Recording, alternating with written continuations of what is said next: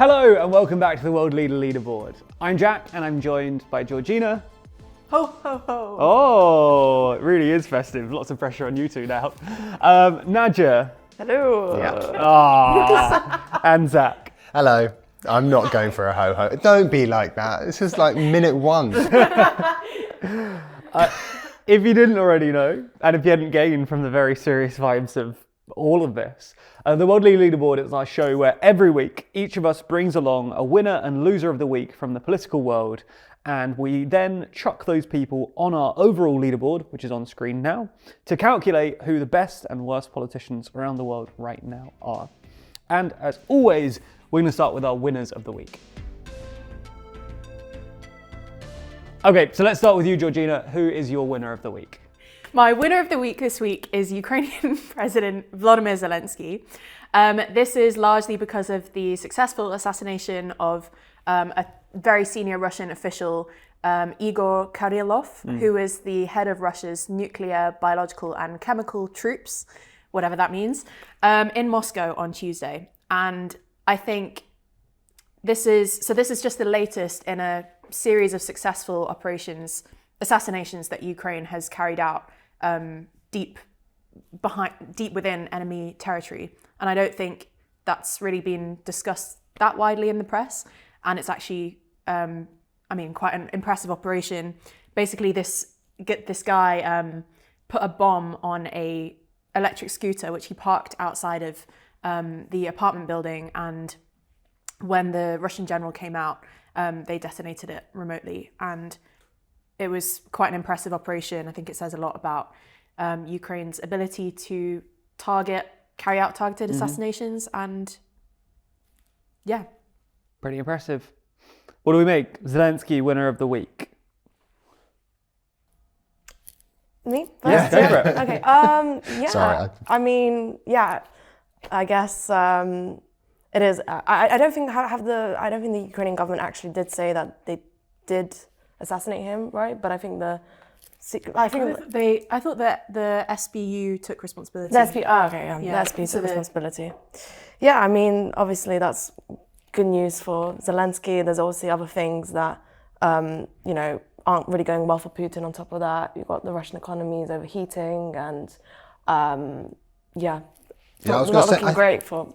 No, I think the Russian right economy now. thing is very true, and that I think it's hard to sort of say who's like winning the economic war, but it's definitely true that the Russian economy doesn't look as strong as it did like a couple of years ago. I think you do have to sort of cast your mind back to like 6-8 months ago, when the vibes looked really bad for Ukraine, and not only, as you mentioned, the economy, I mean, it's not turned in their favor per se, but the Ukrainian economy is still ticking along, and like they've been able to manage the worst of the power shortages, while the Russian economy does look like it's dangerously overheating. But also the front lines have actually held. And that might not sound like a massive achievement, but especially if you cast your mind back to sort of half a year ago, there was this sense that a sort of a frontline collapse was nearly inevitable. And no one really pays attention to this stuff anymore. But there is some data that the attrition rates have started moving in Ukraine's favor. So early on in the war, the attrition rates were massively in Ukraine's favor. And that's sort of what they needed because they have a lower population and fewer people to fight, essentially. What are attrition rates? Fair point, yeah. Attrition rates are basically like, the number of people being killed per day on each side. And at the start of the war, Ukraine was killing a lot more Russians than the Russians was killing Ukrainians. But that sort of now balanced out to, no one really knows the precise numbers, but to near a 1-to-1, like a year ago or so. And there is some tentative data over the past couple of weeks, maybe a couple of months, that actually has shifted back in Ukraine's favor, which is exactly what they need, because Ukraine, and Russia to some extent, but Ukraine is facing mobilization struggles.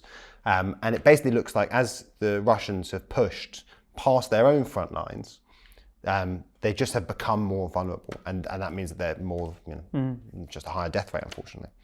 So I think Zelensky should definitely move up the board. I also just think the main thing is just like think back to like a year ago when everyone was like, this is the end. Trump's going to win, and massive frontline collapse, and the economy's going to collapse. And then Zelensky was supposed to be replaced by Zelensky, who was polling ahead of him. And none of those like worst case scenarios have materialized. Also interesting, the whole Trump thing. Obviously, we've talked about that a whole bunch.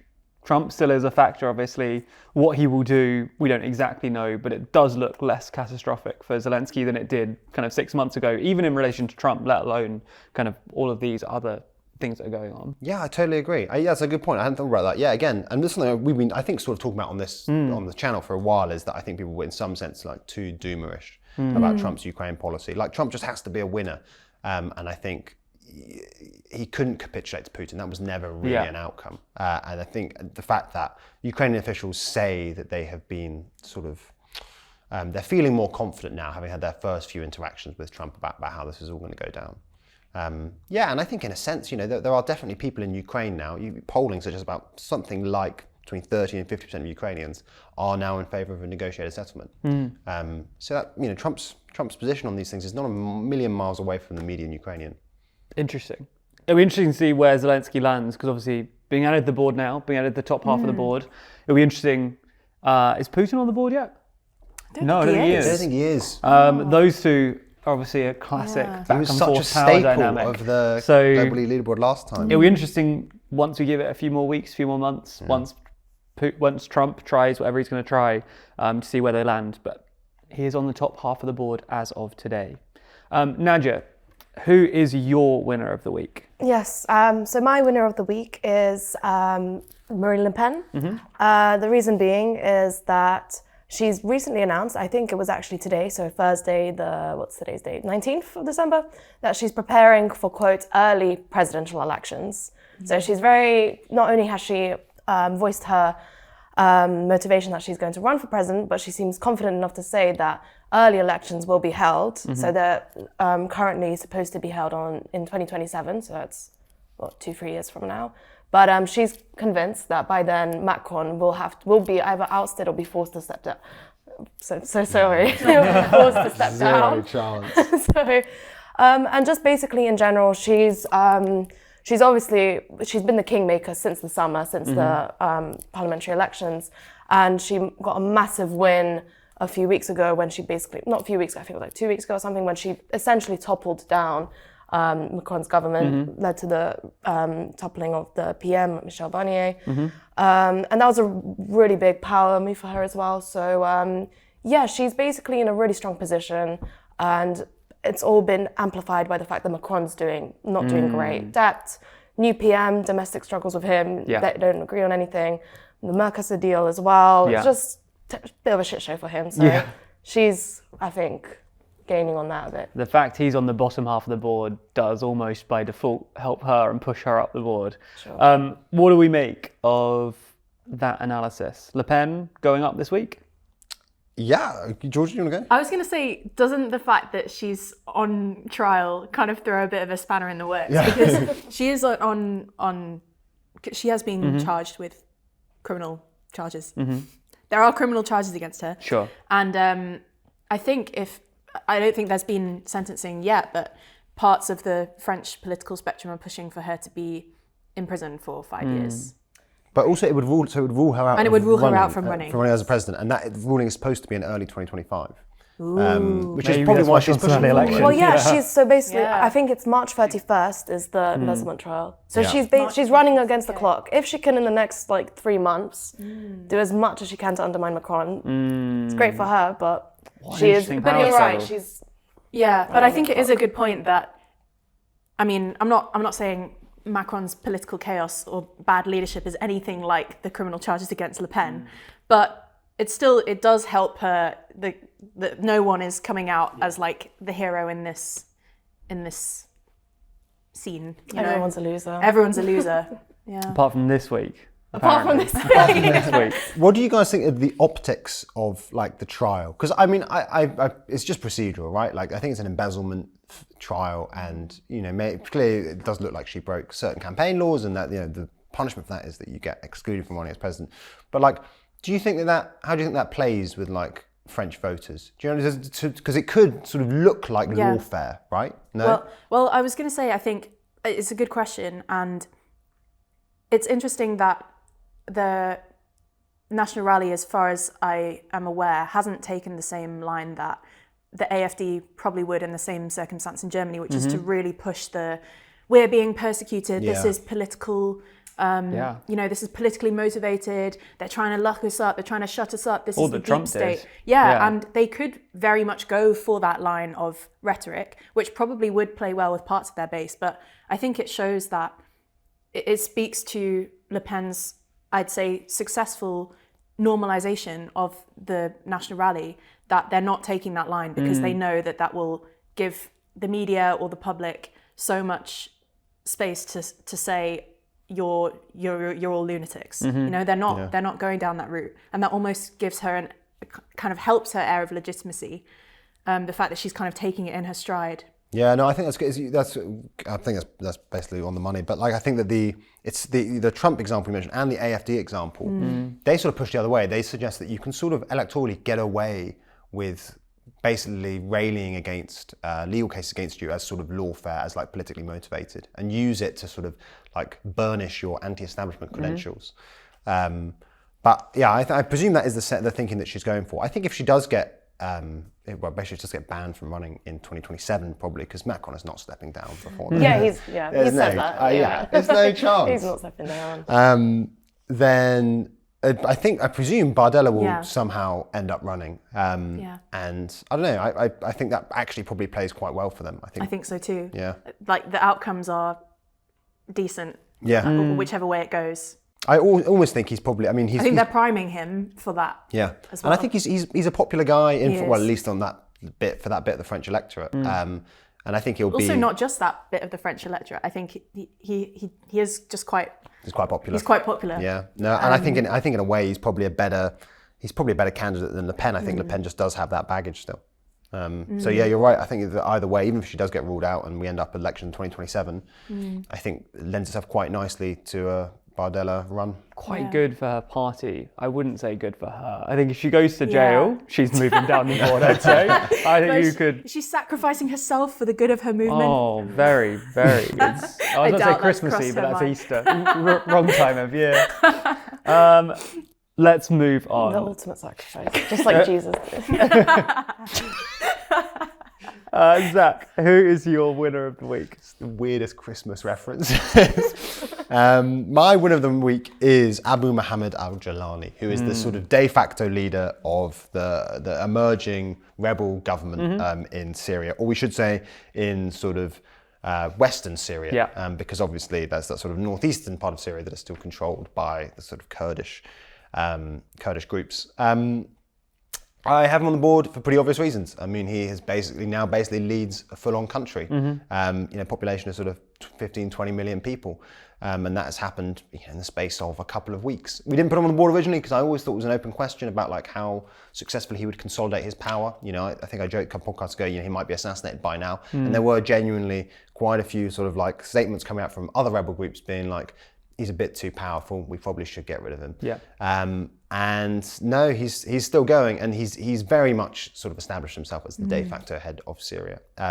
So yeah, he's my winner of the week. The other good thing for him, I think, is that so far there seem to be pretty good vibes between him and that Kurdish state in the northeast.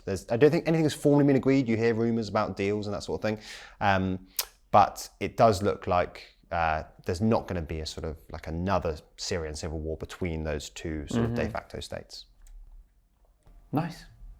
I guess what do you think, how is he going to handle Israel now, especially with them, saying they're going to double the occupation of the Golan Heights, and isn't that slightly undermining Israel? I think basically he doesn't really have a choice here. The Israelis have blown up basically everything that could fly in Syria, and most of their sort of like serious sort of like land vehicles as well. So there's no way he could take on the IDF, especially because they're currently winding down their campaigns in Lebanon and currently apparently in Gaza. There's rumours of a ceasefire deal at the moment. And he said that, and he said, we have literally no intention of it. So I think that he's just, basically that territory is now de facto Israeli. It's not under international law, obviously, and I'm sure that there will be sort of uproar from the international community, but he can't change the facts on the ground there, I don't think. And I also think that maybe this is not fair, but there are at least parts of the Israeli government that just want that to become Israel, and they want to occupy that permanently. And I think they will. So I think that in sort of the same way that the Golan Heights became somewhat de facto Israeli. I think that this sort of expanded presence, which basically sort of goes up towards Mount Hebron and the sort of what had previously been the UN buffer zone, will essentially become Israeli territory. I'm definitely not endorsing that, but I just think that's sort of like likely. how it's going to happen. And I think that, Giuliani knows that he's obviously, and he has said this quite publicly. He has said, look, we have no fight with Israel at all. Yeah. But he knows that basically he just cannot win that fight. It's not a particularly stable regime. They are still a mishmash of rebel groups. They overpowered Assad's forces, but it's worth remembering that, like quite a lot of sort of national Arab armies recently, they overpowered a ground force that essentially crumbled at the first point of contact. Like that doesn't necessarily mean that the rebels themselves are like a functioning military, and they definitely couldn't win a war with the IDF. It's not really an option. So I think that basically they will give that up, and that'll just sort of be that. I think that's a very strong addition and good placement. And I think thank you. I was worried there. You started strong. I agree, and I think it will be interesting for us to follow how he moves over the next few months, because he's definitely one to watch. And I think I was reading about him yesterday, and he has given this interview to the BBC. I didn't even realise that Mohammed al-Jilani. Mohammed Jilani is fine. Everyone calls him Jilani. His wartime pseudonym. Yeah. And he's actually started only in the last couple of days using his real name, which is Ahmed al-Sharaa, to kind of show that he's left his hardline, military rebel past behind him. And the reason I say this is interesting is because over the coming months and years, we'll see how much of the hardline militancy he has left behind versus how moderate and kind of even his the way he presents himself, right? Wearing khaki. And I think Rory said the other day in the office when he was putting him on a thumbnail that he looks very Zelensky-esque. I don't know exactly what he means. And he is presenting himself, not as kind of cloaked, covered, hardline Islamist rebel militant, but actually as like a kind of general, leading his people out of a dark history or whatever. I also think in that BBC interview, I think that it was a female interviewer, and I think she didn't have to wear a veil for it. Yes, I don't know if it was a female interviewer, but that's very possible, because in this interview as well, he explicitly said, we don't want to be like the Taliban. We're not gonna, suppress women's rights to that extent. I believe in women's education, is what he said. And did he say, I think he made some other comparisons, or I can't remember the exact comments, I'm sorry, but I would recommend people to go and read that piece because it was really interesting and gave me an insight into the man that we've started hearing so much about. And that will be really, is this the future of moderate jihad? Like, it'd be interesting to see, I think. Yeah, if it's sincere, basically. If it's sincere, yeah. So I actually do think, this is a big question, and I think that, and this is a big question, guys, that was a very Trump thing to say, but I do think it's sincere, and the reason I think it's sincere is that this transition began in Idlib, which is the province that his rebel group, HDS, ran before this recent offensive where they end up with all of Syria. And I think we've mentioned this in videos before, but like it's basically this move away from like internationalist jihad to like a form of Syrian nationalism. It's like Islamist tinged, and it's worth mentioning, by the way, that in those interviews he gave, it is conspicuous that he does still say we want to pursue a version of Islamic law.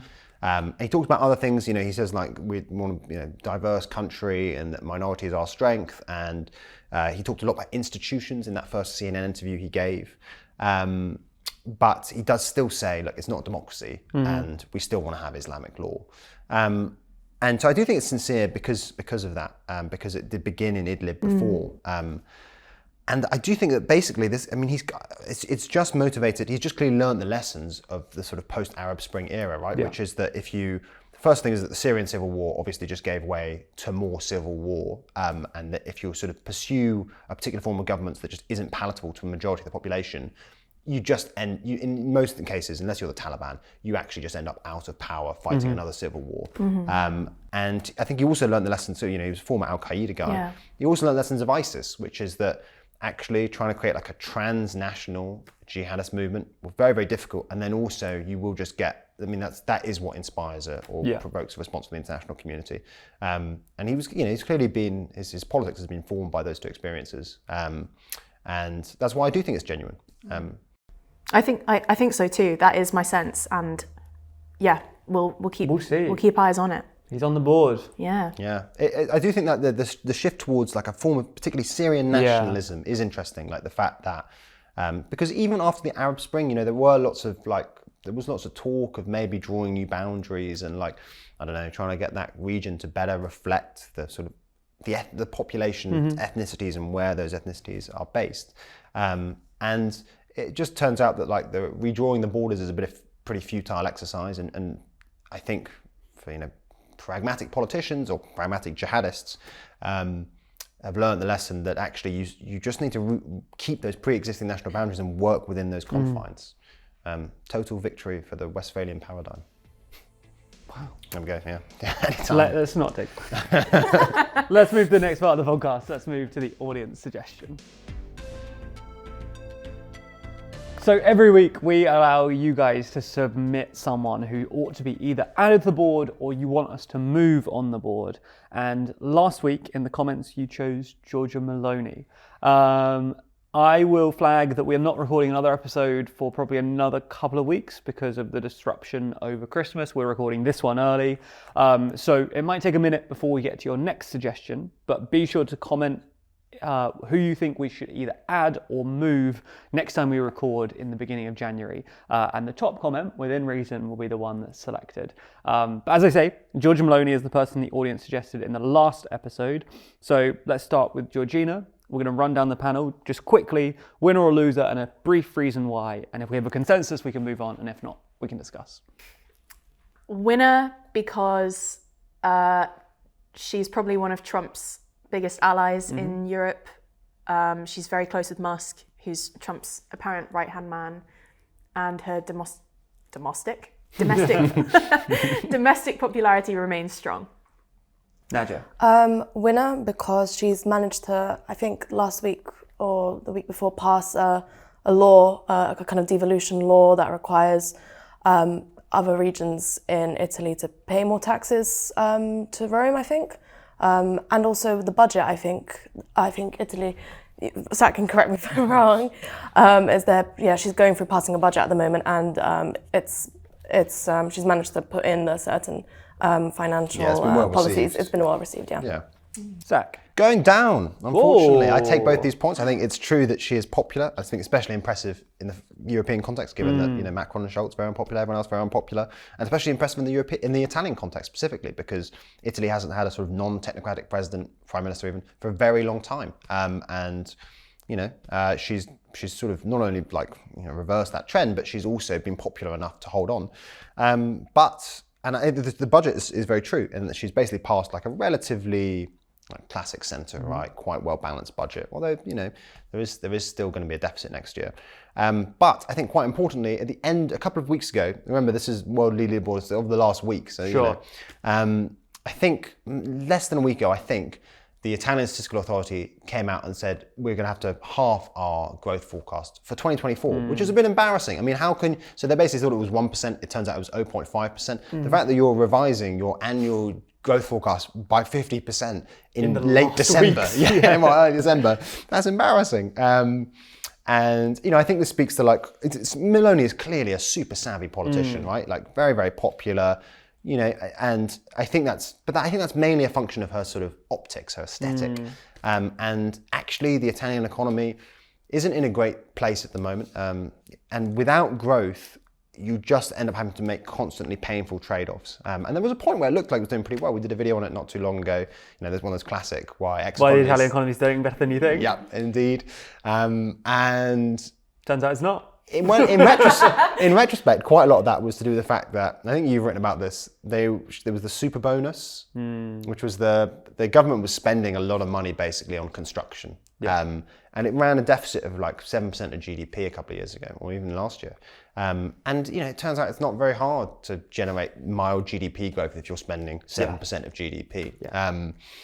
So I think that, and the fact that you know, when it's basically she's going to face the same dilemmas that have beset previous Italian administrations, which is that, you know, with a chronically weak economy, you're just always in trouble. It's just politically difficult. So I do think that if growth remains stagnant, it's just hard to see her sort of like remaining as popular as she is, like defying that political gravity. Yeah. But yeah, no, I think she, in the aggregate, she's clearly doing very, very well. But in the last week or so, I think things look a bit. Okay, so we have 2-1.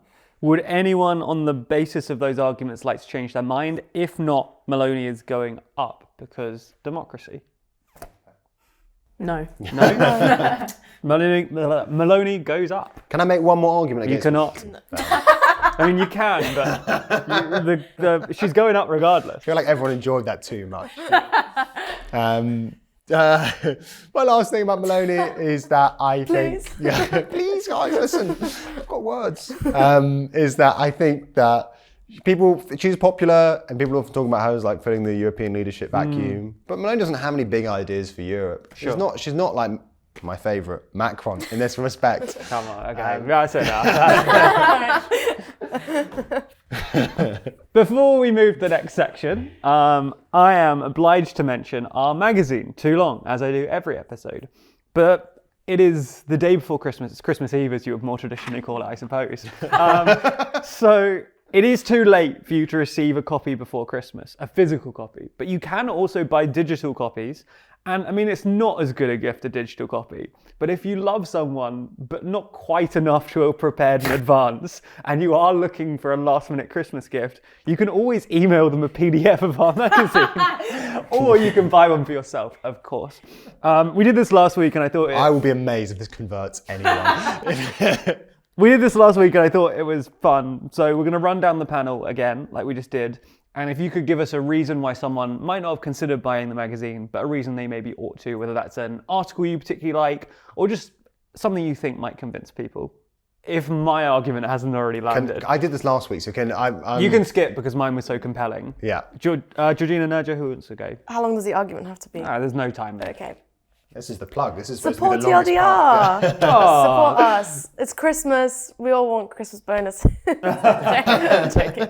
No, We don't do that here. We don't do. Support the channel. Support our writing.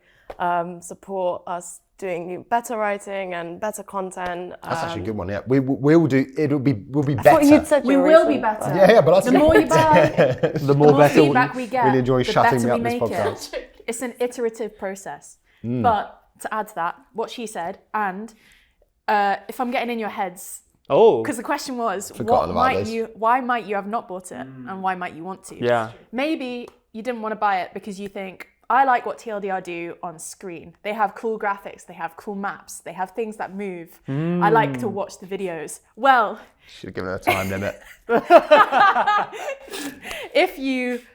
I was going to say if you flick through the thing, you'll get moving images, but you won't. But still, it's like the closest you could get It's to a still TLDR video bright colours and fun maps in and 2D stuff. form. Yeah, it's amazing. The graphics are really good. Oh, actually, no, you remind me. The last thing I'll say, it's a great present for grandparents.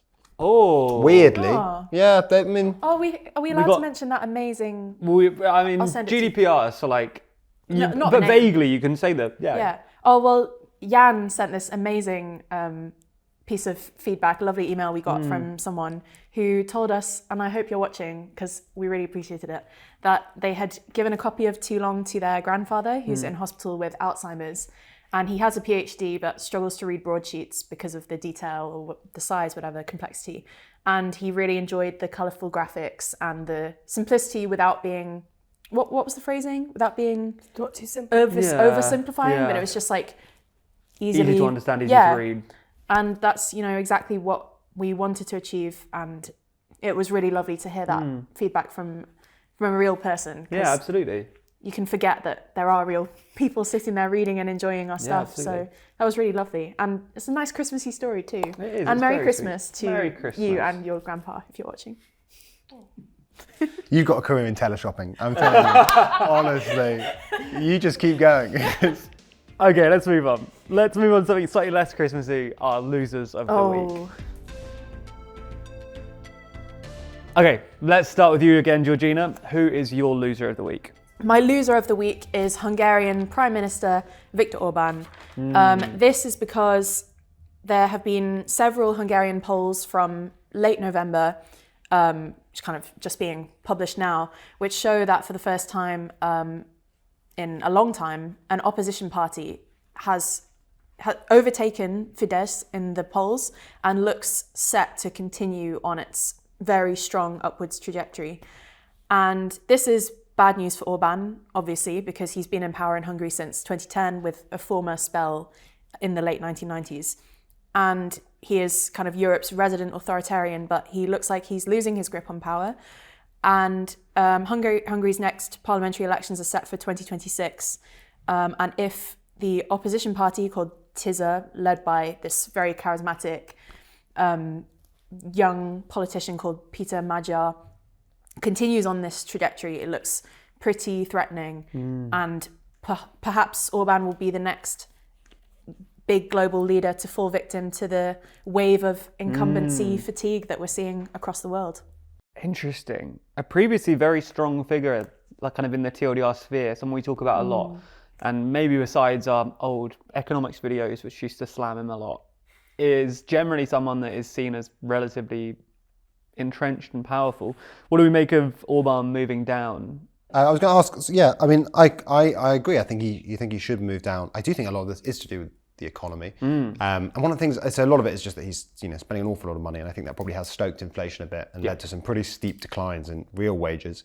But one of the things I think is super interesting about the Hungarian economy at the moment is that he's spending an extraordinary amount of money on like pro-natalist policies, to try and get Hungary. It's part of his sort of like anti-migration thing, in that he basically wants to boost the Hungarian birth rate to the point where they don't need immigration, right? So we've done this in a million videos, but the replacement rate is 2.1, and Hungary's was taking around about 1.5, something like that, and they have been a complete failure. I mean, he's spending it's something like 5% of GDP, I think, on tax breaks and cash handouts. That is an enormous amount of money, and in the last couple of months even, so the most recent data, I think it's down to like 1.2. They've had almost the reverse effect. Yeah, it's really, really crazy. And I think that holds a fascinating general lesson for basically every other developed country that is trying to get its birth rate up, which is that cash handouts, financial incentives just don't work. They're just not sufficient. I don't know what the answer is, but you just can't spend your way out of a demographic crisis, it turns out. I think that's a good point. And it also ties in with the fact that one of the major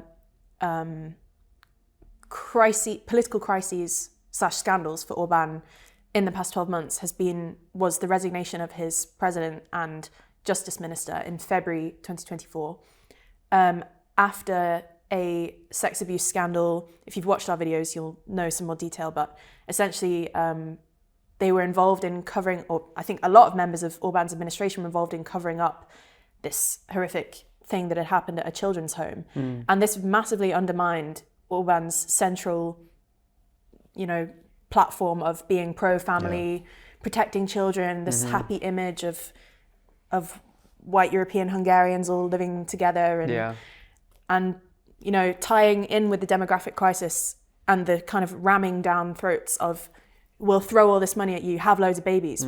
That's just not gonna play with people, especially after you've been hypocritical, in terms of not protecting children. Yeah, absolutely. So I think it's a good point.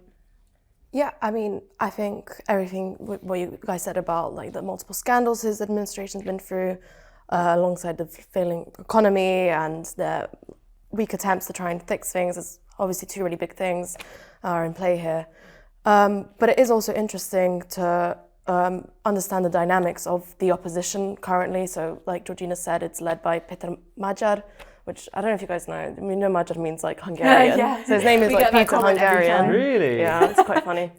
Sorry, very quickly, it reminds me of in India, they named the opposition alliance India. Oh yeah. It actually just worked. I think it's great.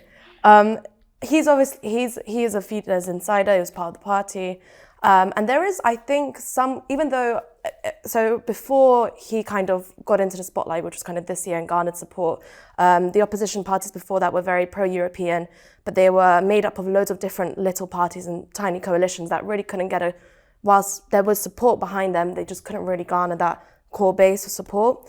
It's complete opposite with Peter Magyar, but at the same time, there is some kind of element of distrust around him. Like I said, Fidesz insider. And there isn't, I mean, this might have changed by now, and it'll be interesting to see in the next 2 years how this develops, but some of his policies are a bit like wishy-washy. It's just very anti-Orban, which isn't necessarily the best way to win voters round at the end of the day. So it will be interesting to see how the opposition dynamics develop. I think that's a good future. point. Yeah, it's very true. Sorry, go on. And Magyar was, as Nadia said, was formerly part of Fidesz before he quit. And I think there's two ways of reading what's going on now. One is, he genuinely believes what he was saying about Orban's administration was corrupt. They were all, doing all these bad things behind the scenes. Magyar was formerly married to Varga, Orban's justice minister, who had to quit as part of this scandal. So he's able to use that as I've not only left the party, but also left my wife, who was part of this scandal or whatever, and trying to distance himself via that connection. And it's all genuine and sincere, and we should believe him. The other way of seeing it maybe is that, as Nadia said, there's a bit of distrust. He was once part of Fidesz. He's probably still got some of the same, maybe some of the same issues as Orban, which people say as well. So maybe that's all a bit of a smokescreen, and actually he's just would just do similar things once in power. Also, the last thing I was going to say is that I think that there's quite a common dynamic in that sort of Eastern Central European. They're sort of like, you form these very ideologically wide coalitions. I mean, Magyar doesn't fall into that necessarily, but they form these sort of like wide, ideologically diverse coalitions that are basically held together by just the fact that they want to get out the strongman incumbent, right? And I think normally that doesn't work very well. I mean, so Turkey, I know it's not the same region, but Turkey, that was obviously happened with Erdogan at the last elections and failed miserably.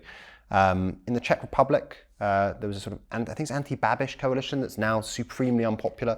Bulgaria, I don't remember, there was that coalition of, and they were called the McKinsey dudes or something like that. There was like a couple of the Harvards. There were a couple of basically like a sort of anti-corruption group. And basically, I just think that Magyar's obviously not the same, because it's obviously a more like single party, right? It's headed up by that one dude. But his policies are quite wishy-washy, and a lot of it just does focus on like anti-corruption, right?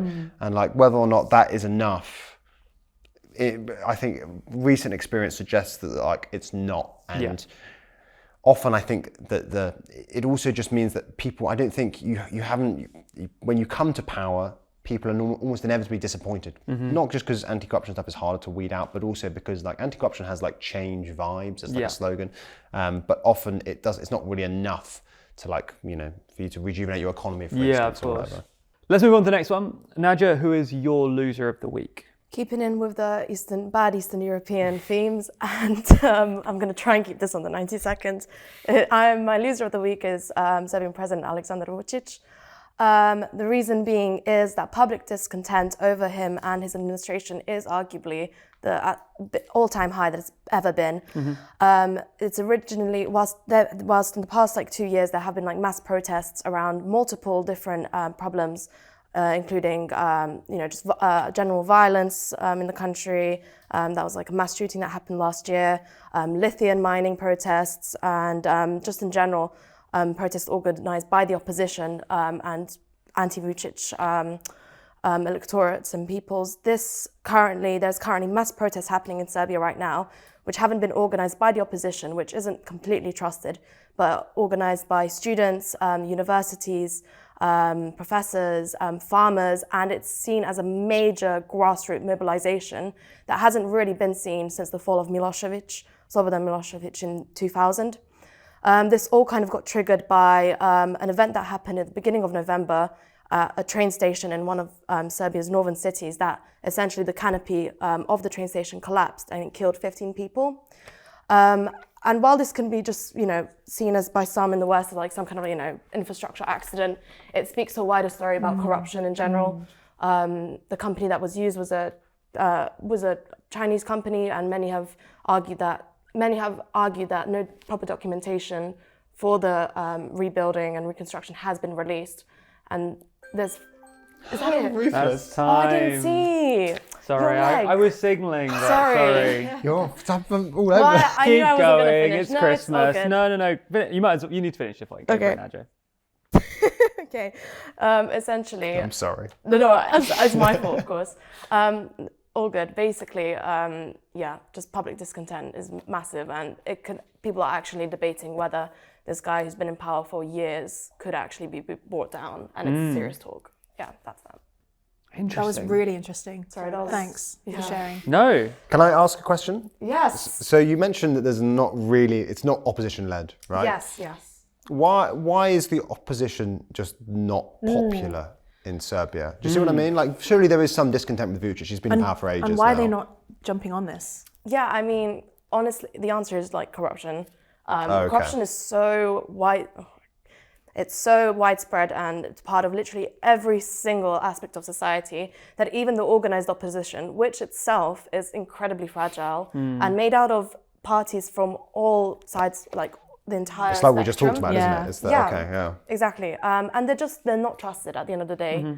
And that, does that kind of answer that? No, I think that's a perfect answer, yeah. I mean, I guess it leaves space for like a new opposition movement.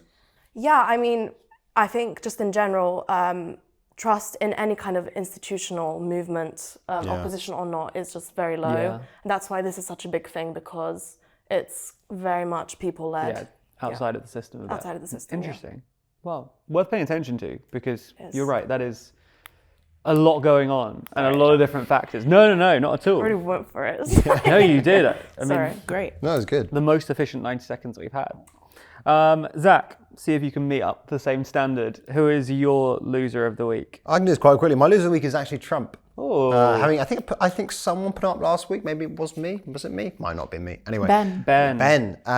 Being pushed back down to the middle. There are sort of two reasons. I mean, the first is that he has picked up a sort of like Musk hobby horse against this new, basically this bill that would extend government funding for the next, until March.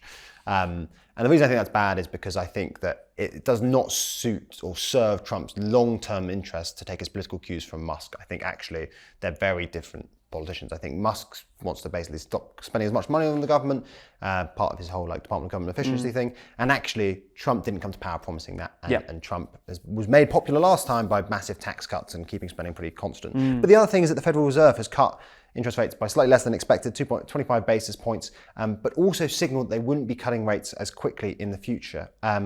That's bad for a couple of reasons. Mainly this is because US inflation has proved stickier than people expected, but it was also widely interpreted as basically a signal that we think Trump will stoke inflation further, so we've got to pull inflation down as much as we can now. And I think that suggests that going forward there will be a slightly more antagonistic relationship between Trump and the Federal Reserve. And I think that could be one of literally Trump's biggest problems. And I don't want to get into too much detail because it's pretty nerdy. Okay. Love that from you. Some self-awareness at long last for the Christmas miracle. Come on. Trump being loser of the week. Obviously a tiny bit contentious given the title and thumbnail of the last episode. What do we make of this, Nadja, Georgina? I don't really have an opinion. Well, I can add a bit more about it. If there's space, I mean, why not? No, go on. No, go on. No, you go on. I look like such guys. a dickhead. Okay, go on. Go on. Okay. Go on.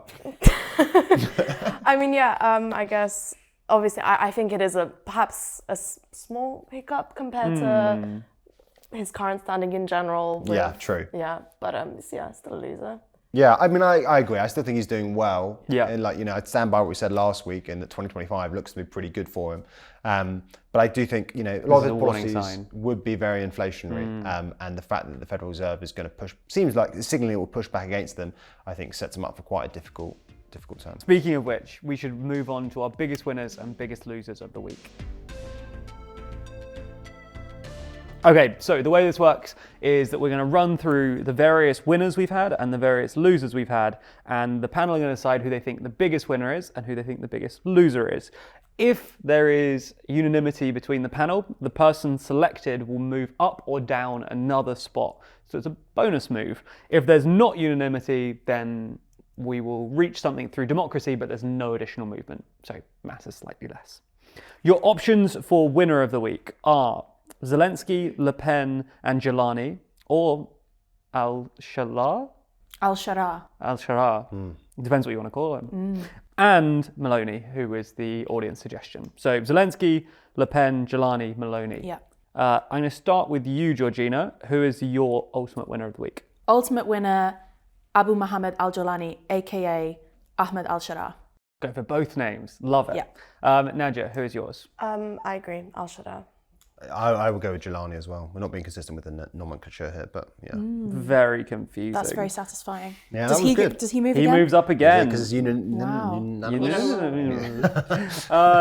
nice. We don't need to get into that. We're clearly Yeah. all no very. space here. We're clearly all like to agreed. slip and jump on it. Okay, loser of the week. Your options are Orban, Vucic, and Trump.